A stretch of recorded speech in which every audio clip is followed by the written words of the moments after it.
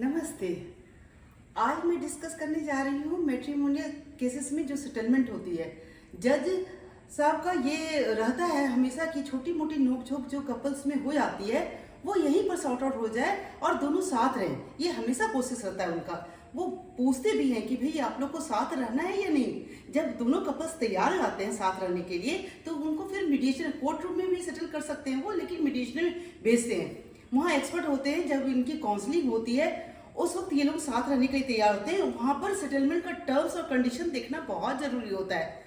Terms और condition में जब साथ रहते हैं तो सारे केसेस जो कंप्लेनेंट ने करा है, जो पीड़िता ने करा है, जैसे डोमेस्टिक वायलेंस केस है, जैसे मेंटेनेंस केस है, even dowry case 498A case जो CAW सेल से रजिस्टर हुआ है, वो सारा केस को इनको वापस लेना होता है। डोमेस्टिक वायलेंस केस और मेंटेनेंस केस तो कोर्ट के थ्रू वापस हो जाता है। और जब ये 498A केस जो कि FIR रजिस्टर हुआ है उसके लिए क्वेश्चन करानी होती है हाई कोर्ट से, तो ये सारा विड्रॉ होने के बाद फिर ये लोग यदि रेंटेड अकोमोडेशन में जाते हैं, दो हस्बैंड वाइफ के दोनों को एक दूसरे को समझना है, मैट्रिमोनियल होम में नहीं जाने के जा रहे हैं, तो वहाँ देखने की जरूरत है कि लड़का को गवर्नमेंट जॉब है या नहीं। गवर्नमेंट जॉब होने से लड़का कहीं नहीं जाएगा।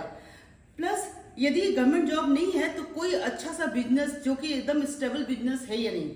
यदि लड़का कंपनी में काम करता है, इस कंपनी को छोड़कर उस कंपनी में जा रहा है, तो ऐसे केसेस में लड़के के साथ में रेंटेड अकोमोडेशन में जाने की बिल्कुल जरूरत नहीं है। क्योंकि हमारे पास में बहुत सारे केसेस आए हैं कि लड़का लड़की को लेकर गया, सारा केस विड्रॉ करवा लिया, लड़का लड़की को लेकर गया रेंटेड अकोमोडेशन में, वहां पर 1 महीने के बाद उसे छोड़कर चला गया, उसके बाद कोई उसे पूछने वाला नहीं। मैट्रिमोनियल हाउस में बोल दिया कि भाई तुम लोग का सेटलमेंट हो गया, मुझे नहीं पता।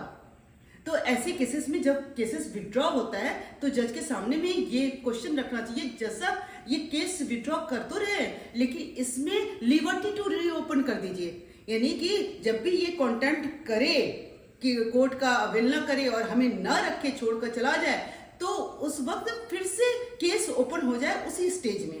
तो ऐसा ये देखना बहुत जरूरी है। नमस्ते।